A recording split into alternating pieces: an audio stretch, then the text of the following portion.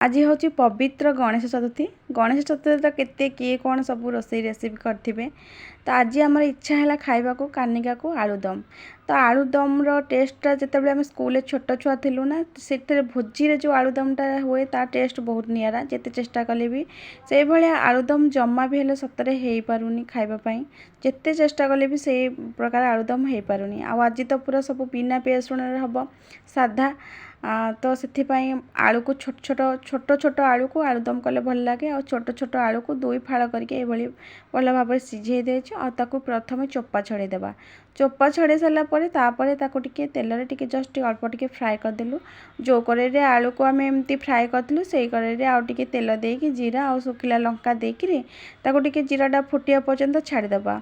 फुटी साइला पर मु गोटे पेस्ट बनै नहीं जोटा कि अदा काजू टिके चारमगज टिके आउ जीरा टिके देके एभलिया पेस्ट बना हो जाए। ए पेस्टा को कड़े देदेबा जमती कि अल्प कषा बेसी समय कषानी।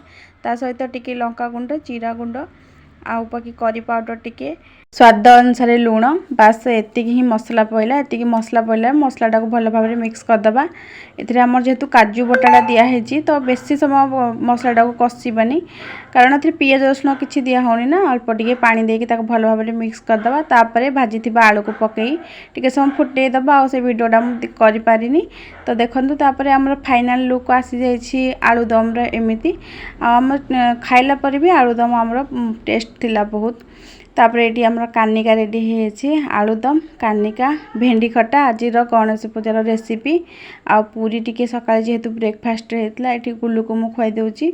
गुल्लू प्राय समय लंच रे पूरी खाए माने भात सांगे भी से पूरी खाए। अन्य दिन भी पूरी खाए अलग दिन भी एमती लंच समय पूरी हुए से भात सांगे भी पूरी टिके खाए। ताटा पूरी टिके फेवराइट।